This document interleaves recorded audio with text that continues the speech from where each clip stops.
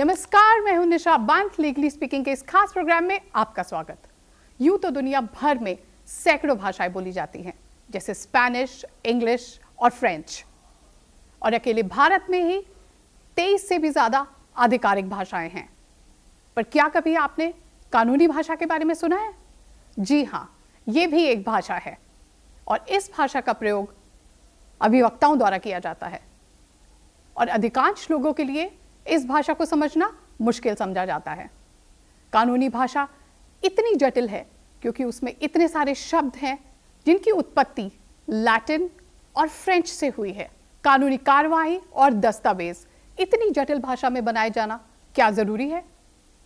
क्या भारत की कानूनी भाषा को आसान बनाने का यह मुद्दा महत्वपूर्ण है? आज भारतीय न्यायालयों में प्रयोग होने वाली कानूनी भाषा को लेकर हम विशेष चर्चा करेंगे। इस विषय पर चर्चा करने के लिए आज हमारे साथ मौजूद हैं अधिवक्ता Delhi high court and supreme court Sanjay के चड्ढा जी। इस प्रोग्राम में आपका बहुत बहुत स्वागत है Chadha ji. Thank you very much Nisha. Sanjay ji, Cambridge University Press द्वारा प्रकाशित मॉडर्न लीगल ड्राफ्टिंग नाम की किताब, जिसमें लीगल इंग्लिश को रहस्यमयी बोला गया है, both in form and expression. It is larded with Latin, Norman, French and Latin words, heavily dependent on the past and ashamedly mysterious. इस किताब में अगर आप देखेंगे तो लेखक ने हाल ही में जो बात कही है वो यूनाइटेड किंगडम में इस्तेमाल की गई कानूनी भाषा के बारे में की गई है। पर अगर हम बात करते हैं लेगलीज की, तो भारत भी लेगलीज के प्रयोग में पीछे नहीं है। तो कैसे देखते हैं आप इसे? निशा, ये जो टॉपिक आज आपने लिया है, पहले तो मैं आपका आभार व्यक्त करता हूं कि इतना शानदार विषय जो कि जन जन से संबंधित है, हर आम आदमी से संबंधित है, उसको आपने लिया। आप खुद एक वकील हैं और जानती हैं कि किस तरह की भाषा हम लोग इस्तेमाल करते हैं। बिल्कुल। जो आपने बताया कि कैम्ब्रिज में एक स्टडी को प्रकाशित किया है, मैं आपको बता रहा हूं, ये आपने पूछा अंतर्राष्ट्रीय स्तर पे लोग, जहां पे आंग्ल भाषा का प्रयोग हो रहा है, वो लोग इस चीज से थोड़े से परेशान हैं। उन्होंने इस चीज को हम लोगों के समक्ष लाने की कोशिश की है। मैं भारत की एक पृष्ठभूमि बताऊं। भारत में एक तो ये हो गया legal jargons from English language, Latin language, Maxim's etcetera. अब मैं आता हूं, इसके अलावा एक और एडिशनल बात है, वो ये है कि भारत की अपनी एक लीगल वोकेबुलरी भी है। देखिए, इंतकाल, जमाबंदी, वकालतनामा, मुख्तियारनामा, series of them, whether we use these terminologies in journal, बिल्कुल नहीं करते हैं। तो ये एक बहुत बड़ा मुद्दा है, सबसे पहली बात। और ये मुद्दा मुझे ऐसा लगता है कि एक प्रश्न है जो हमेशा पूछा जाना चाहिए, क्यों हम इस बोझ को अभी भी ढोते चले आ रहे हैं। जी बिल्कुल। संजय जी, अगर हम बात करें जो भारत की मुख्य रूप से इनकी कानूनी प्रणाली है जो, और कानूनी व्यवस्था है जो हमें ब्रिटेन से विरासत में मिली है, जी कॉमन लॉ, जी कॉमन लॉ, और ब्रिटेन ने इसे रोमन साम्राज्य से इनहेरिट किया है। जो इनकी लेगलीज हैं वो रोमन साम्राज्य से इनहेरिट हुई हैं। सही। एक बात यहाँ ध्यान रखना बहुत ही दिलचस्प होगा कि ब्रिटिशर्स ने भी ये महसूस किया कि इतनी जटिलता कानूनी भाषा में अनावश्यक है, और 1999 में लॉर्ड वुल्फ रिफॉर्म्स जो है वो पेश किए गए कानूनी भाषा को आसान बनाने के लिए, जिसे वो कॉमन मैन के लिए और भी आसान हो सके उसे समझना, उसे सिंप्लीफाई किया गया, जिससे उसकी एक्सेसिबिलिटी कॉमन मैन के लिए बढ़ जाए। ऐसे बहुत सारे वर्ड्स हैं, जैसे प्लेंटिफ को चेंज करके क्लेमेंट कर दिया गया। साधारण भाषा का शब्द है ना क्लेमेंट। एक आदमी क्लेम कर रहा है, वो क्लेमेंट है। जी। डिस्कवरी को चेंज करके डिस्क्लोजर कर दिया गया, और ओरिजिनेटेड फॉर्म को क्लेम फॉर्म कर दिया गया। तो ये सब एक कदम थे, मूल जो कदम उठाए गए थे कानून की प्रणाली, कानून की भाषा को आसान करने के लिए, एक कॉमन मैन के लिए। तो क्या आपको लगता है भारत इसमें पीछे रह रहा है? 100% पीछे रह रहा है। जी। मैं बड़ी स्पष्टता से आपके माध्यम से कहना चाहूंगा निशा कि ये एक ऐसी चीज है जो हमें अपने सिस्टम में अडॉप्ट करनी चाहिए। कारण इसका ये है, देखिए कई लोग हैं वो नहीं चाहेंगे कि ये एक्सेप्ट हो, साधारण भाषा का प्रयोग आरंभ हो जाए, ऐसा कई लोग नहीं चाहेंगे। अब डॉक्टर जो पर्ची और रसीद लिख के देता है, क्या आप पढ़ सकती हैं कि कौन सी दवा लिखी? वो डॉक्टर या तो पढ़ सकता है या फिर केमिस्ट पढ़ सकता है। वो एक संदेह के घेरे में बना के रखा है। आपको इस जो प्रायोजन क्या है इसके पीछे, क्या कारण है जिससे कि जो मासेस हैं वो समझे पता नहीं कितना जटिल काम हो रहा है, कितना कठिन काम हो रहा है, और कोई तो कर ही नहीं सकता, ये सिर्फ ये वकील, ये जो दस्तावेज राइटर्स हैं यही लिख सकते हैं, और तो कोई लिख ही नहीं सकता साहब, हमें तो उन्हीं के पास जाना पड़ेगा। तो क्या ये वाकई ही काम जटिल और कठिन है?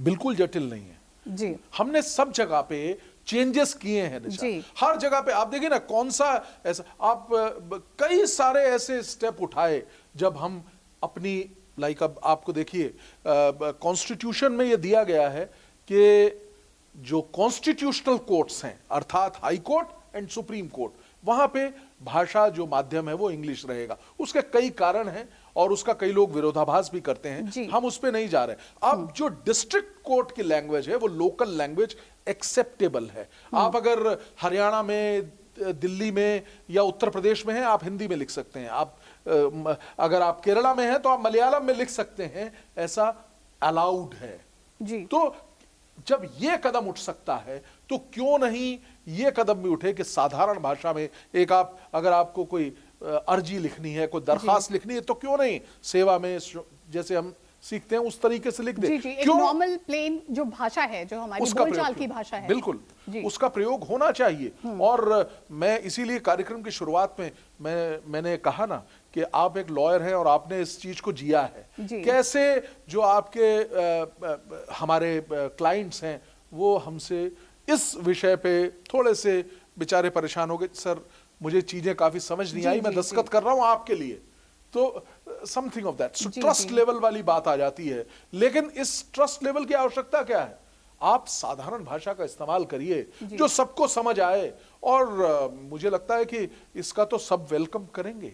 जी सजय जी, अदालती कार्यवाही के जटिल होने में एक जो कानूनी भाषा के अलावा जो लीगल अग्रीमेंट्स होते हैं, जो कानूनी समझौते होते हैं, वो भी बहुत ही जटिल भाषा में लिखे होते हैं, जिसका एक आम आदमी के लिए समझ पाना, पढ़ पाना बेहद मुश्किल होता है। बिल्कुल सही आपने कहा जी। मैं अगर आपको एग्जांपल दूं, एक ऑस्ट्रेलिया का 1992 का बहुत ही इंटरेस्टिंग केस है जी, जिसमें Australian and New Zealand banking group का ये केस है 1992 का, जिसमें विटनेस बॉक्स में जब ये बैंक गारंटी का केस से रिलेटेड केस जी, बैंक गारंटी से रिलेटेड केस है, जब बैंक गारंटी के डॉक्यूमेंट्स पे चैलेंज करने के लिए बैंक मैनेजर को विटनेस बॉक्स में बुलाया गया, तो उसने ये पहचानने से मना कर दिया, पढ़ने से मना कर दिया कि ये डॉक्यूमेंट मेरी समझ से बाहर है, और अपनी हेल्पलेसनेस जो है उसने वो जाहिर करी उसमें। जी देखिए ना, ये एक अपने आप में उदाहरण है जी, कितना अच्छा उदाहरण है कि जो बैंक मैनेजर है, पढ़ा लिखा आदमी है, वो भी जो दस्तावेज है उसकी जटिलता से धराशाही हो गया, गिर गया। उसने कहा मैं नहीं देख सकता था, मैं नहीं पहचान रहा, क्या आपने कहा है ये गलत है, मैंने तो साइन कर दिए थे पूरे कागज पे। तो ये बात स्पष्ट है। इसलिए ये आज की, ये मुझे ऐसा लगता है ये आज की आवश्यकता है। क्यों नहीं हम साधारण और कॉम्प्लेक्स जीवन से मतलब साधारण जीवन जिए और कॉम्प्लेक्सिटीज को हटा दें। ये इतना सिंपल है। जी जी, आपके मुताबिक भी ये कॉम्प्लेक्स है? बिल्कुल, जो भाषा हम इस्तेमाल करते हैं वो कॉम्प्लेक्स है। मेरा ऐसा मानना है कि देखिए, एक लॉयर होने की हैसियत से जब अब मैं डॉक्यूमेंट पढ़ता हूँ, 26 साल हो गए मुझे इस प्रोफेशन में, जी बिल्कुल, मुझे इतना कॉम्प्लेक्स नहीं लगेगा। जब मैं इसको जो एक साधारण आदमी का चश्मा पहन के देखता हूँ तो निश्चित तौर पे थोड़ा जटिल है, कठिन है, कॉम्प्लेक्स जी जी जी। अगर मैं इसकी कठिनाई के बारे में आपको बताऊं तो मैं आज आपको एक एग्जांपल दूंगी। प्लीज। मैं अपने दर्शकों को भी बताना चाहूंगी कि एक कॉमेडियन है, ब्रिटिश कॉमेडियन जो है, अच्छा, माइकल मैकलिंटियर, उन्होंने अपने कॉमेडी में भी ये बात बोली हुई है कि अगर कोई भी दस्तावेज होते हैं, कानूनी दस्तावेज, जो उनको कुछ इलेक्ट्रॉनिक्स परचेज करने के बाद में या फिर मोबाइल परचेज करने के बाद में जो सामने आते हैं, वो उसे पढ़ने में इतनी तकलीफ महसूस करते हैं कि उन्हें ऐसा लगता है कि शायद वो कहीं इनएडवर्टेंटली कुछ डॉक्यूमेंट ऐसे ना साइन कर दे जिसमें कंप्यूटर जायंट एप्पल आके उनके घर का पोजेशन ना ले ले क्योंकि उन्होंने कुछ इनएडवर्टेंटली पेपर साइन कर दिए। बहुत खूब और काफी रोचक बात है जी बिल्कुल। मैं निशा एक बात बताऊं, मेरे जहन में एक बात चल रही है कि जब ये पोजीशन, जब ये जिसे कहते हैं ना जटिलता यूरोप में है, हम लोग अभी बहुत पीछे हैं और हमारी जो दुख, हमारा जो है, हमारे आम जनता का जो दुख है वो डबल है। क्यों? एक तो हम आंग्ल भाषा के जो को अडॉप्ट किया हुआ है हमने, एक तो वो कठिनाई हो गई, और इसके अलावा जो हमारे पुराने सैकड़ों साल से जामबंदी। अब देखिए ना, अगर लैंड का मेजरमेंट करना है उसके लिए कोई कहता है बिस्वा, कोई कहता है एकड़, कोई कहता है जी वो रीजनल लैंग्वेजेस के हिसाब से वो। देखिए क्यों नहीं हम एक अडॉप्ट कर लेते। जी मैं एक बात कह रहा हूं, इससे कॉम्प्लेक्स होता है ना कई चीजों में का, तो कहने का भाव, देखिए सिस्टम तो चल रहा है, क्यों जटिलता से हम चला रहे हैं, यही एक प्रश्न है आज जी। इसको स्मूथ क्यों नहीं बना लेते जी, एक कॉमन मैन के लिए और आसानी से हम उसे चला सकते हैं, उसे और आसान बना सकते हैं उसकी समझ के लिए। जी बिल्कुल ठीक बात। संजय जी, जैसे कि हमारे माननीय न्यायालयों में जो हम केसेस फाइल करते हैं, जी हाँ। वो हम हलफनामों द्वारा केसेस जो हैं वो फाइल होते हैं, जो हमारे एफिडेविट्स हैं। हलफनामे पर हस्ताक्षर करने का मतलब ये होता है कि जो व्यक्ति उस पर हस्ताक्षर कर रहा है वो पूरी तरह से अवेयर है कि उस डॉक्यूमेंट में, उस याचिका में क्या लिखा है। ठीक बात है। तो क्या एज अ प्रैक्टिसिंग लॉयर आपको ये लगता है कि जितने भी हलफनामे साइन होते हैं और जो व्यक्ति उन्हें साइन कर रहे होते हैं, उन्हें उन बात की समझ होती है? देखिए कि इसके कंटेंट क्या है? हाँ, बहुत अच्छा प्रश्न है, और ये भी हमको उसी बात पे लेके जाता है कि क्यों नहीं साधारण शब्दों का प्रयोग होता। अगर आप मुझसे पूछें तो मैं, ये कोई रिकॉर्डेड नहीं है, कहीं पे ये अवलोकन किया नहीं गया है, कोई रिसर्च नहीं हुई है, मैं ये कहूंगा कि 40 से 50% ऐसे लोग हैं जो हलफनामों में, एफिडेविट पे दस्तखत कर देते हैं, हलफनामों में फंस जाते हैं। आपके कितने क्लाइंट्स हैं जिन्हें पूरा कंटेंट समझ में आता है लीगल डॉक्यूमेंट का? देखिए मैं अपने क्लाइंट्स के विषय में नहीं बता पाऊंगा इस तरीके से, मैंने कभी इस चीज पे बात नहीं की। एक जनरल मैं वही बताने वाला था आपको कि मुझे ऐसा लगता है कॉम्प्लेक्सिटीज इतनी ज्यादा हैं, 50%, 40 से 50% लोग हैं जो डॉक्यूमेंट साइन करते हैं, उन्हें मालूम नहीं होता कि क्या साइन कर रहे हैं। जी। इसीलिए एक शब्द दिया गया है कि अब एफिडेविट में अगर आप, कोई लोग जो कि पढ़े लिखे नहीं है, इंग्लिश में एफिडेविट बना है, उनके लिए ये लिखना लाजमी है, ये कंपलसरी किया गया है कि उनको बताया कि मेरे को ये समझा दिया गया है, जी, ये पढ़ दिया गया और मुझे समझाया गया है, उसके बाद मैंने साइन किया है। लेकिन कई बार मैं आपको बताता हूं, समय की कमी की वजह से, या फिर जो क्लाइंट जो साइन कर रहा है उसके भी, उसको रोचक ही नहीं लगता, वो कहता ठीक है सर जो आपने किया वो अच्छा ही करेंगे आप। पर वो अगर पढ़ पाए, खुद से समझ पाए, कितना अच्छा तो होगा। क्या ये आसान नहीं होगा? आसान के अलावा कितना अच्छा होगा। जी। मैं अपनी चाह से दस्तखत कर रहा हूं जी, और मैं अपनी बेसिकली मुझे मालूम नहीं है तब साइन कर रहा हूं, फर्क है ना दोनों में। जी, तो अच्छी बात हो और बड़ी स्पष्टता आएगी, क्लियरिटी आएगी, डिस्प्यूट्स कम हो जाएंगे निशा। जी बिल्कुल, डिस्प्यूट्स कम हो जाएंगे। तो ये बहुत एक अहम पहलू है जिसे आप आज लेके आई हैं, बहुत अच्छी बात है। जी संजय जी, एक आम आदमी का शायद अपने अधिवक्ताओं से ये जो कंप्लेंट है ये भी कम हो जाएगी अगर वो डॉक्यूमेंट्स अपने आप पढ़ सकेगा, समझ सकेगा कि मुझे ये समझाया नहीं गया है, मुझे ये बताया नहीं गया है, हमें लॉ की नॉलेज नहीं है। तो क्या ये प्रॉब्लम्स आपको लगता है भाषा के आसान कर देने से क्या ये प्रॉब्लम्स भी कम हो जाएंगी? बहुत सही बात आपने कही, क्यों नहीं होंगी। जब अगर मुझे कोई दस्तावेज है वो मुझे पूरा समझ आ गया, फिर मैंने दस्तखत किए हैं जी। इसमें मैं बेटर प्लेस्ड हूं या मैं इसमें बेटर प्लेस्ड हूं कि डॉटेड लाइन पे मैंने साइन कर दिया।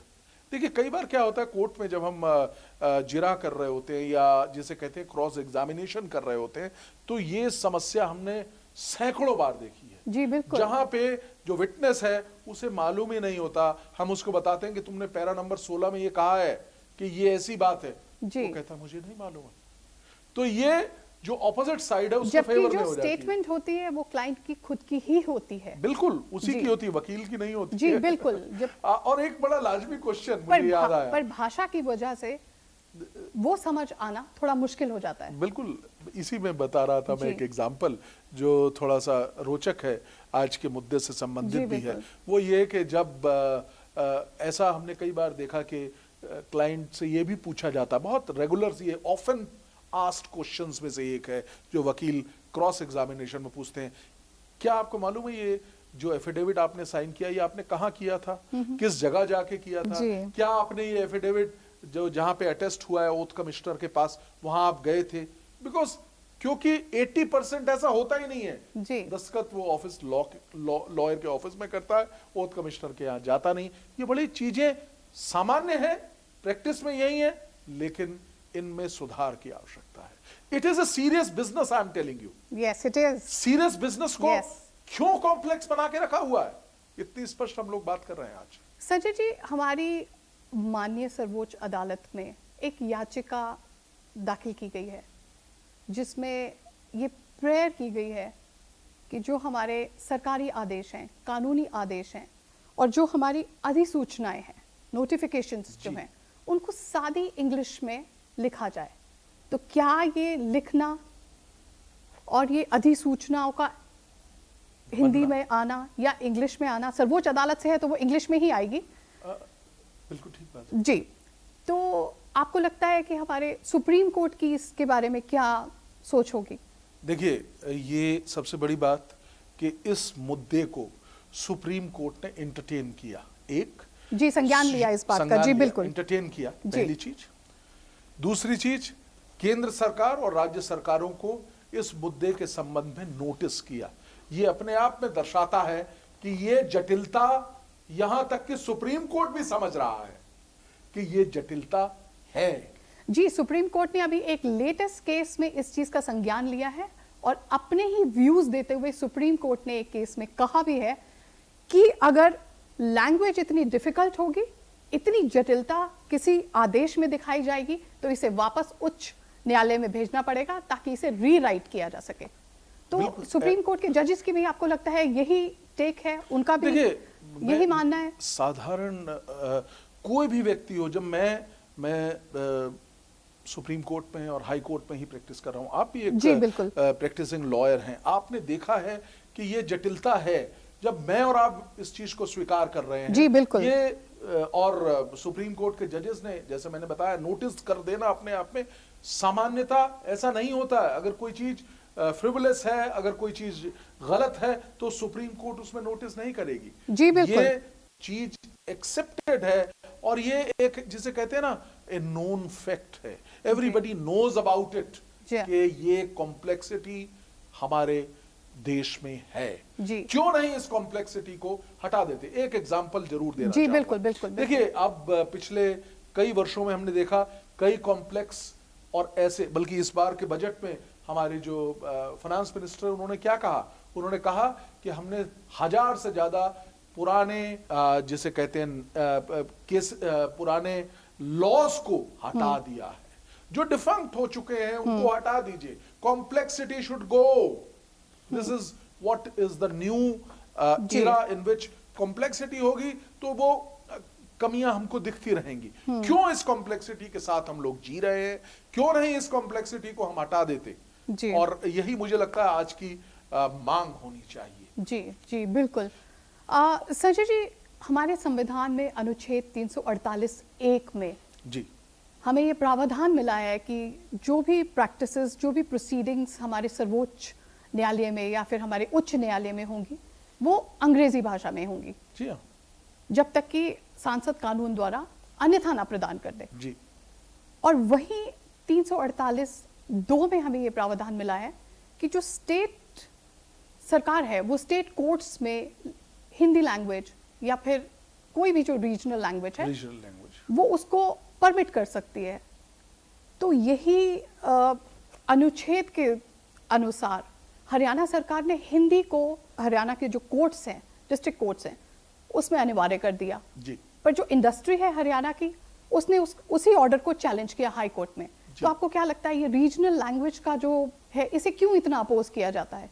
देखिए, दो बातें यहाँ पे हैं इसकी। पहली बात कि मैं आपके माध्यम से बताना चाहता हूँ, रीजनल लैंग्वेज एंड इंग्लिश दोनों भाषाएं तमाम राज्यों में, जितने भी हमारे राज्य हैं, जैसे आपने बताया था कार्यक्रम की शुरुआत में कि हमारे शेड्यूल में ये दिया हुआ 23 भाषाएं हैं, वो 23 भाषाएं उन 23 अलग अलग जो जोन्स हैं, जैसे केरला की मलयाली है and so on so fourth, 23 से भी अधिक भाषाएं हैं जी। 23 भाषाएं तो स्पष्ट रूप से एग्रीड हैं 7th शेड्यूल में, और मैं जो 8th शेड्यूल में रहा, और जैसे पंजाब है वहां पे पंजाबी है सिमिलरली। तो पहली बात तो ये इंग्लिश के साथ साथ ये दोनों भाषाएं चलेंगी। हरियाणा का आपने उदाहरण दिया, हरियाणा में हिंदी और इंग्लिश दोनों में प्लीडिंग्स हो सकती हैं, और इसको चैलेंज करना मेरे ख्याल से सही नहीं है। देखिए हिंदी में होगा, इंडस्ट्री का क्या मकसद हो सकता है? इंडस्ट्री का मकसद भाषा को चैलेंज करने का, कानूनी भाषा को चैलेंज करने का। मैं बताता हूं क्या मकसद है। इसका मकसद सिर्फ और सिर्फ ये है कि जो आम नागरिक हैं, जो ऐसे नागरिक जिन्हें आंग्ल भाषा में इतना मजबूती नहीं है, इंग्लिश जानते नहीं है, उनके लिए वो कॉम्प्लेक्सिटी बरकरार रहे। वो दबे हुए हैं, वो दबे हुए ही रहे। मैं बड़े स्पष्ट शब्दों में कह रहा हूं, आज की ये जरूरत है। अब हम आज जो है एक स्वतंत्र भारत में रह रहे हैं। जी बिल्कुल। हर व्यक्ति के अपने इंसानी हकूक हैं, इंसानी जिसे कहते हैं ना ह्यूमन राइट्स हैं, उन अधिकारों का हनन मुझे नहीं लगता पॉसिबल है। तो ये भी एक अधिकार है, मुझे ऐसा लगता है जी। और उस अधिकार है, पर अगर इंडस्ट्री अगर इंडस्ट्री कोई हमारी फॉरेन इंडस्ट्री है जो विदेशों से यहाँ पर व्यापार करने के लिए आ रहे हैं, क्या ये उनका जेन्युइन कारण हो सकता है कि उन्हें भाषा के ना समझ आने पर तकलीफ होती है, मुकदमे में तकलीफ होती है? मोस्ट सर्टेनली, इसीलिए मैंने कहा इंग्लिश भाषा का भी उसको निकाला नहीं गया है। अब ऐसा नहीं हो सकता कि यहाँ पे कोरिया का कोई आए बिजनेसमैन और कहे कि मैं कोरियन भाषा में अपने दस्तावेज तैयार करूंगा, ये संभव नहीं है। ट्रांसलेटर यूज करिए, अपने डॉक्यूमेंट आप देख लीजिए, आप अपने किसी और, इसीलिए आप अपने लॉयर से उसको क्रॉस चेक कराइए और वो बताएंगे। ये हर देश में है। अब मैं अगर किसी बिजनेस को करने के लिए चाइना में जाता हूं तो मुझे चाइनीज एग्रीमेंट करना होगा साइन। जी बिल्कुल। मेरा एग्रीमेंट वहां का जो मेरा लॉयर है वहां पे वो चेक करके मुझे बताएगा, ट्रांसलेट करके मुझे बताएगा। जी, भारतीय नागरिक की जो सहूलियत है वो आपको लगता है पहले मद्देनजर रखनी चाहिए? इसमें कोई दो राय है ही नहीं। जी बिल्कुल, भारत है, ये भारत है, हमारा देश है, मेरा देश है और मेरी भाषा चलेगी। जी जी जी। संजय जी, जो राज्य कानूनी भाषा को अपनाना चाहता है, जो लोकल भाषा को अपनाना चाहता है जो राज्य, तो आपको ऐसा लगता है कि इसमें किस तरीके के चेंजेस किए जा सकते हैं इसे अपनाने के लिए, भाषा को सरल बनाने के लिए, considering the vast expense? Okay, एक दो बातें। पहली बात तो ये बहुत स्पष्ट रूप से मैं आपके माध्यम से बताना चाहूंगा कि जो रीजनल लैंग्वेज है वो अलाउड है, सबसे बड़ी बात जी। दूसरी बात, अब उसकी सरलीकरण की हम लोग बात कर रहे हैं, सिंप्लीफिकेशन। सिंप्लीफिकेशन के लिए कुछ चीजें, वेरियस जो ऑर्डर्स हो सकते हैं जो राज्य सरकारें दे सकती हैं, जैसे कि जो विक्रय पत्र है, मुख्तारनामा है, अब इनकी जगह हम लोग एक बिक्री पत्र कहेंगे जिससे कि साधारण आदमी को समझ आए। तो इस तरह के आदेश तरह तरह से पारित होते रहे हैं, जैसे प्लेंटिफ को क्लेमेंट कर दिया गया। यस, जैसे आपने बताया कार्यक्रम की शुरुआत में इंग्लैंड में जी। तो उसी तरीके से हम वेरियस गवर्नमेंट ऑर्डर्स के जरिए इस जटिलता को समाप्त करके साधारण शब्दों का प्रयोग करने के लिए अपने जो सरकारी तंत्र है उसको आदेश दें। फिर अगर सरकार उसको एक्सेप्ट कर लेगी तो बाकी जो लोग हैं वो तो उनको एक्सेप्ट करना ही पड़ेगा।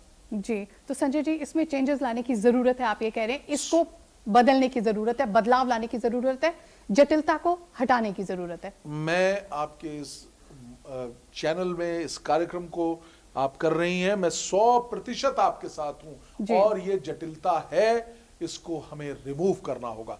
थोड़ी सी प्रॉब्लम है, क्यों करेंगे, कुछ लोग विरोध कर सकते हैं, लेकिन आम आदमी के लिए अगर हम बात करें, जैसा कि इस कार्यक्रम का उद्देश्य भी है जी, आम आदमी की अगर सहूलियत को देखें तो इस जटिलता को समाप्त करना होगा। थैंक यू संजय जी, आप हमारे प्रोग्राम में आए, आप हमारे साथ स्टूडियो में जुड़े, आपने अपना अमूल्य समय हमें दिया, इसके लिए बहुत बहुत शुक्रिया। Thank you very much. तो ये थी हमारी आज की खास पेशकश, कानूनी भाषा यानी लेगलीज के बारे में हमारे खास मेहमान अधिवक्ता high court and supreme court Sanjay के चड्डा जी के साथ, जहां देश में बात होती है भारत को सही मायने में भारत बनाने की, जहां यूपी सरकार के संस्कृत भाषा में अपनी प्रेस रिलीज की, देश के नेताओं द्वारा कॉटन और खादी की पुनः प्रस्तुति की, तो वहां हम कानून को क्यों पीछे छोड़ देते हैं? भारत की ही कानूनी भाषा भारतीयों की आसान समझ के लिए तैयार करने पर क्यों विचार नहीं किया जाता? भारत बढ़ेगा, पर क्या भारत की कानूनी भाषा अभी भी रोम और फ्रांस में ही फंसी रहेगी? आपकी राय या कोई भी प्रश्न आप हमें ईमेल कीजिए। जिम्मेदार बने, सजग रहें। इस सप्ताह के लिए मैं निशा बंत लेती हूं आपसे विदा। फिर मिलेंगे आज ही के दिन इसी समय इसी चैनल पर एक नए मेहमान और एक नए कानूनी मुद्दे के साथ। तब तक के लिए दीजिए इजाजत। नमस्कार।